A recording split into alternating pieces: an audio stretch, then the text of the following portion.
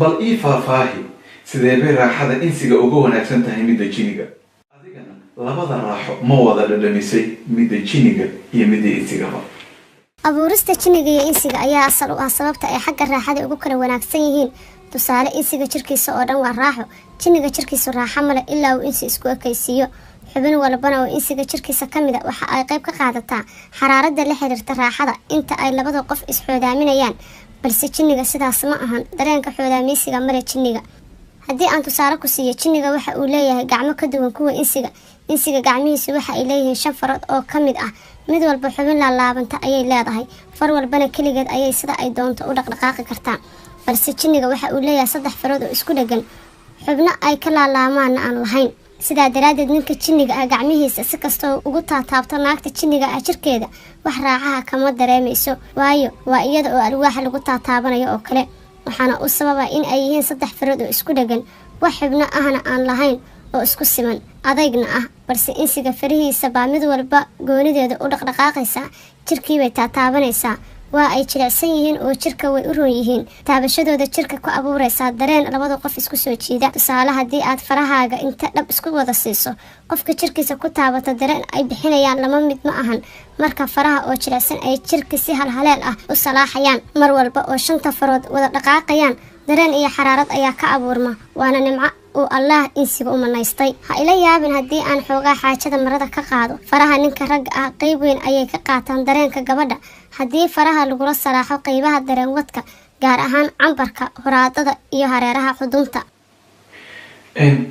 haddii aan ku weydiiyo adiga waxaan oo dhan aad sharxayso sideed ku ogaatay maadaama aadan weli guursan anigu 30 sano ayaan daawanaya Soomaali habeenkii reerkooda dhaqanaysa caruur badan oo jidadka iiga hortimaada ayaan marqaato u ahaa habeenkii hooyada ee calooshada galeen xaaladda jiniga waan iska ogahay waayo aniga ayaa ka dhashay waana la socdaa sababta aan nin insi ah u jeclaaday waa raaxadaas tirada badan oo aan sheeda u ka daawada darteed runta haddii aan kuu sheego gabdhaha jiniga ah aad ayay u daawadaan marka ay insiga isku hawoodaan weliba gabdhaha jiniga ah aad ayay u ooyaan oo u ilmeeyaan marka ay daawanayaan xaasaska insiga ah ee gogashooda ku dhex dhaqmaya oo isla faraxsan reema gacmaha garanay lugaha ka waran ma jiraan xubno kale oo insiga iyo jiniga ku kala duwan yihiin oo sabab u ah farqiga raaxada waxa ka mid ah lugaha jiniga lugihiisa kuwa ugu qorxoon waa qoobka fardaha waa kuwayga oo kale hadda weliba anigoo insi isku ekaysiinaya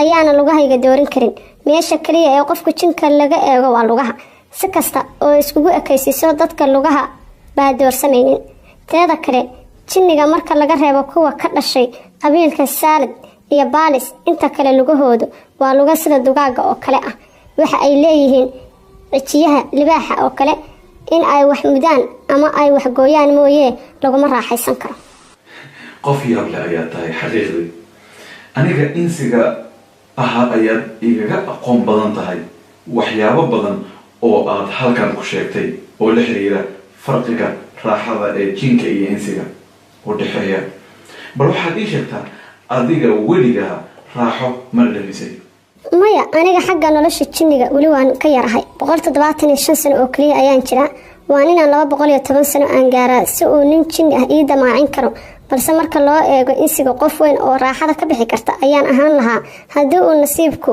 intuu isaacido aan heli lahaa nin insi ah oo i guursada hase yeeshee raaxada insiga ayaan daawashadeeda ka dhargay oo kana maqsuuday waayo dadka iyaga oo aan ii jeedin ayaan inta dariishada u fuuro ka daawadaa kuwa degan guryaha suuliga ku dhex leh qolalka jiifka iyo kuwa hoteelada degan waxaan u fadhiistaa irida suuliga qolka u dhex taala tartiibtayda ayaan iska daawadaa teleefankayga ayaan ku duubtaa balse waa telefoon jinni oo jinni un baa daawan kara haddii aan xoogaa qalbi xanuun ah dareemo marka ay raaxadoodu dhiidhiin marayso waan isaga yara jeestaa haddana waan iska soo midhacsadaa mararka qaar inta ay cuudubilaystaan ayaan cararaa oo suuliga ayaan galaa shanqarta iyo dheeftuurka ayaan halkaas ka dhageystaa iyadaaba eber ayay ku dhaantaa balaayo ayaa ka dhacday oo hala ceegoobay haddii aad dadka duubaysaan walba ma jiraan dad aadan adinku arki karin waxaa jira dad badan oo mar walba adkaarta akhrista kuwaas waa naga xaaraan in aan cawradooda aragno, balse dadka caadiga ah ee aan bisinka inta badan xasuusan waan iska daawanaa waana duubanaa markii aan doonno. Rima, waxaa la sheegaa in jinniga ay hawsha raaxada kala qayb galaan dadka marka ay bisinka hilmaamaan. Warkaas ma jiraa? weliba shaydaanka waa xaasid. qofka bisinka hilmaamo candhuuftiisa ayuu ku tufaa, wasaq ayuu ku dhex daadiyaa, labada qof ur aysan muuqaalkiisa u jeedin ayuu dhexdooda ka abuuraa. ninka xaniinyaha ayuu ka jiijiidaa si uu u himid tabiyo, gabadhana dhidid shaydaan oo uraaya ayuu sanka ka mariyaa si ay u moodo in ninka dhididkiisa uu soo uraayo. waxa ay dad badan jecel yihiin inay ogaadaan sida aan isku baranay aniga iyo adiga. bal inta aan u gudbin qaybta ku saabsan sida aan labadeena isku baranay, waxaan ku tusay dhowr fariimood oo ay dad badani arrintaasi iga weydiiyeen. ma jiraan waxyaabaha aad ka tagtay oo ku saabsan raaxada jinka iyo insiga? haa, tusaale dumarka jinniga marka ay suuradooda caadiga ah ee jinniga leeyihiin, xubinta taranka waxa ay kaga taallaa xabadka kore. ninka jinniga ahna waa sida ninka insiga oo kale. sidaa daraaddeed ninka jinniga ah gabadha xaaskiisa ah marka uu doonayo inuu xaajo guto waa inuu xabadka ka fuulo. taasina waa dhibaato, waayo gabadha jinniga ah jirkeedu waa khafiif, culayska ninka jinniga ahna ma xamili karto. sidaa daraaddeed iyada oo suuxsan unbuu ninka jinniga ahi ka muraadsadaa. marka uu ka tago cambaar kadib ayay soo miyirsataa. intaas waxaa dheer, jinniga afkiisa carab dhan ma leh, wuxuu leeyahay sagluul. sagluulku waa laf sida qaado camal ah oo cuntada uu afka gashado u qaada dhanka dalqada, waana sida birta oo kale oo uma jilicsana sida carabka insiga. haddii inta faruuryaha qofka kale lagu taabto wax ma xanxantayn karto sagluulka. sidaa daraaddeed ninka jinniga naagtiisa ma baashayn karo. faruuryaha ma leh oo afkiisa waa sida eyga oo kale. raaxada ninka jinniga ah waa midda dhunkashada iyo baashil-aan ah, midaasna in aysan macno lahayn adiga ayaa markhaati ah oo qudhaada xaasilo ayaa taha. marka insiga waa in uu allah ugu shukriyaa nimcada. wow, maankayga ayaad gadi rabtaa adiga. waxaan oo dhan sideed ku ogaatay? weli wax badan ma aanan baran, waayo waan yarahay, balse marka aan gaaro 500 oo sano oo aan jinni iyo insiga raaxo la wadaago, markaas inaad i waraysato ayaa fiicnaan lahayd. haddii aan kuu sheego xogahan sida aan ku ogaaday, aniga ayaa jinni ka dhashay. xogta jinniga waan ogahay. insiga muddo sanado badan ah ayaan guryo badan oo kuwooda ah tegay oo arkaya sida ay u dhaqmaan iyo sida ay u raaxaystaan. Rima, dad badan ayaa isoo weydiiyey sideed isku barateen gabadhan Rima ah. hadda ka horna waad iga diiday arrintaasi in aad la wadaagto. bal hadda adiga oo tixgelinaya codsiyada dadka asxaabteyda ah, wax yar uga taabo isbarashadeeni sida ay ku timid, maadaama ay asxaabtu aada u xiiseynayaan arrintan. aniga hore ayaan kuugu sheegay in aan kugu soo bartay bandhigii buugaagta ee sanadkii hore ka dhacay Muqdisho.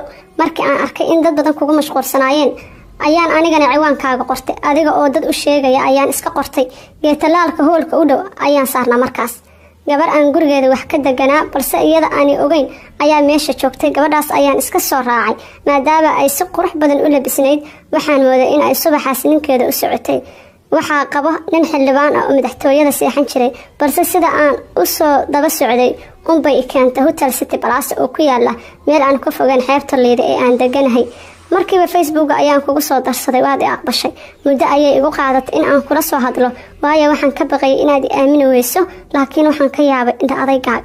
ma xasuusataa su-aashii ugu horreysay ee aad i weydiisay? maya Rima, ya xasuusi. waxaad igu tiri waa qof ma? anigana waxaan kugu dhahay waa gabar. kadib waxaad igu tiri ma ku aqaanaa? waxaan kugu jawaabo maya. kadib waxaad igu tiri qayr sheeg. waan fahmay. adiga dadka caadiga ah ee insiga ah Facebook ma ku darsataa oo asxaab kale ma ku leedahay? jinigase baraha bulshada ma isticmaalaa? haa, 2,000 ka badan asxaab ah ayaa iigu jirta. jinni Facebook wuu buuxaa. haddii aanan Facebook ku jirin sideen ku ogaa meesha uu habeenkaas khayr ka jiro? kuwa loof iyo sawiro isku diraya ayaan fariimahooda gaadgaadaa. markaas ayaan meesha ay joogaan ugu tagaa. waan iska daawadaa marka ay hawshooda qabsanayaan. intaas ayaa ii dan ah. Rima, hadalkaaga soo looma fahmi karo cabsi gelin. Soomaaliya meel ka baxsan weligaa qof ma u raacday? maya, Muqdisho iyo Soomaaliya meelo ka mid ah weligay ma dhaafin. haddii aan fogaado Hargeysa ama Boosaaso ayaan ku soo luga baxsadaa. habeenkii marka uu nus gaaro waan soo laabtaa. jiniga aaladda internetka ma isticmaalaa? tiknoolajiyad isaga soo saartayse ma leeyahay? jinniga dhanka awoodaha dabiiciga ah ayuu ku dheereeyaa, balse tan wax soo saarka dhanka tiknoolajiyadda kuma dheereeyo, balse wuxuu isticmaalaa. Tusaale, jinniga dad caadi ah oo muslim iyo gaal leh, Soomaali iyo ajnabi leh ayay isla shaqaystaan. noloshu waa isfaham kaliya, sidaa darteed tiknoolajiyadda ayay isla adeegsadaan. jinni ayaa si caadi ah fariin loogu diraa email, isagana wuu kasoo jawaabaa. waa caadi waxaas. Reema, dad badan oo asxaabteyda ka mid ah ayaa waraysigan daawan doona. waxaan jeclaan lahaa in aan muuqaalkaaga uga sheekeeyo. haddeer waxaad i hor fadhidaa adiga oo leh muuqaalkii gabar insi ah, balse lugahaaga unbaa qoobkii fardaha oo kale u samaysan. suurtagal ma tahay in aan ku arko adiga oo leh muuqaalkaaga jinniga ah ee dabiiciga ah? igana ballanqaad inaadan i dhibaateynayn.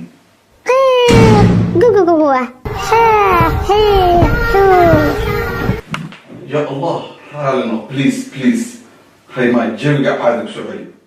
su-aalaha qaar iska ilaali si aan kuugu talagelin in ay dhibaato ku gaarto. ma rabi hadda waxaad ku sigata in ay iirmadayda ku saaqdo. iirma maxaa waay Reema? marka aan xanaaqo, indhahayga waxaa ka imaanaya iftiin buluug ah, kadibna mid jaallo ah sida haddaba arkaysay. haddii iftiinkaasi indhaha uu gaduud noqon lahaa, kadib aan kuu soo eegi lahaa, waad guban lahayd. ka gudubtaas hadda waraysigeeni ayaan wadanaynaa Reema. Reema, waxaad ii sheegtay in jinniga ay 3 farood leeyihiin. hadda oo aad insi isu ekaysiisay waxaad leedahay 4 farood oo keliya. taas maxaa u sabab ah? ma ii sheegi kartaa ama ma ii fasiri kartaa? hadda jirkayga meelo badan ayuu kaga duwan yahay insiga. lugaha waa qoob fardeed oo kale, farahayga waa 4 farood, gacan walba iyo lug walba. ilkahaygana waa 3 kor ah, 3 hoos ah iyo 4 goos oo kaliya oo hoos ah, balse qof aanan aniga dareensiin ma arki karo. Reema, kursigan aan kuu dhigay si caadi ah uguma fadhidin. caadi uma fadhiisan kartid miya? adiga dhan waad dhaqdhaqaaqaysaa si unbaa u fudfududahay. maxaa sababa? jirkayga wuxuu ka samaysan yahay 400 oo moolo xubneed. halkii mar ee aan boodo waxaan ku duuli karaa xawaaro dhan 1500 oo mayl daqiiqadii. adiga oo halkaa ila fadhiya ayaan intaa Hargeysa tago, Kismaayo tago, haddana 5 daqiiqo gudahood kuugu soo laaban karaa. marka jirku wuxuu leeyahay afjiid dabiici ah oo u diidaya in uu meel ku nagaado. Reema, waxaan ku weydiinayaa su-aal adag. jinniga wuxuu ku darsamaa insiga, wuu waalaa. taas beddelkeeda insiga miyuu ku darsami karaa jinniga? mase idin waali karaa qof insi ah sida aad adinkaba u waashaan insiga? maya, dadka qaar waxaa jira in sixirka bartaan kadibna jinniga ku shaqaysta. kuwaas inkastoo ay dembi adag ku dhaceen xag diin ahaan, haddana jinniga way ku shaqaystaan, wayna ka awood badan yihiin. wayna dhacdaa in si gaar ahaan kuwa jinka dhaawa ama dadka ka daweeya ay awood u leeyihiin in ay jinka arkaan oo dilaan, balse inta ku darsamaan ma waali karaan. awooddaasna insiga lama siin. waan gartay Reema, ma u fasaxanahay in aan wax kaa weydiiyo siyaasadda, dhaqaalaha, diinta iyo hantida ay leeyihiin jinniga? haa, balse su-aalahaaga ha asluubaysanaadaan. inta aanan ku weydiin su-aalahaas, haddii aan dabeecadaha jinniga wax kaa weydiiyo, horta jinnida miyuu cunaa hilibka insiga? yacni dadka ma dilaa? haddiis uu dilana oo uu cuno, waa noocee jinnidaas? bal ma ii sheegi kartaa si ay akhriso? haa, jinniga qaar wuu dilaa, dadka dhiigga ayuu ka nuugaa, wuuna cunaa hilibka dadka, balse kulli jinniga ma wada ahan. tusaale, jinniga la yidhaahdo quulu waa kan ugu halisan. aad ayuu dadka u ugaarsadaa. wuxuu isku ekaysiiyaa bahal sida libaaxa. marka uu qofka dilo kadib lama arko, dhiigga ayuu qofka ka nuugaa, beerka ayuu kala baxaa ama wadnaha. jinniga hinna sidoo kale waa halis. jaanka dadka wuu gubaa, isagana kadib wuu cunaa. wuxuuna ka soo raacaa qabuuraha habeenkii, balse qabiilkayga silad hilib dhan ma cuno. ibliiska iyo shaydaanka iyaga awood ay qof insi ah wax ku yeelaan ma leh, balse waxay awood u leeyihiin in ay qofka fidneeyaan. qalbigaaga oo adiga lagaa qariyay ayay iyaga daalacan karaan, oo wixii ay doonaan ayay kuugu sheegi karayaan qalbiga. waan gartay. insiga waxa ay leeyihiin hanti aada u badan. waxaa ku jira maalqabeeno waaweyn oo muslim iyo gaalba leh. idinka jinni haddii aad tihiin ma leedihiin maalqabeeno? haa, dadka annaga ayaa ka maalqabeensan jinniga maadaama uu aada u dhaldhalo wuu tiro badan yahay. dadka adduunka ku nool wuu ku toban laba jibaarmaa, balse jinniga maalqabeennada ah waa malaayuumaad. qaar baa buuro dahab ah leh, qaar baa dal dhan keligood leh oo inta la nool ayay addoommo u yihiin. qaar baa suuqyada lagu iibiyaa waxyaabaha xunxun oo ay u xiran yihiin oo keligood leh. marka maalqabeennada ma yara. Raymaa, adiga wax hanti ah ma leedahay? inteena la eg tahay hantidaada?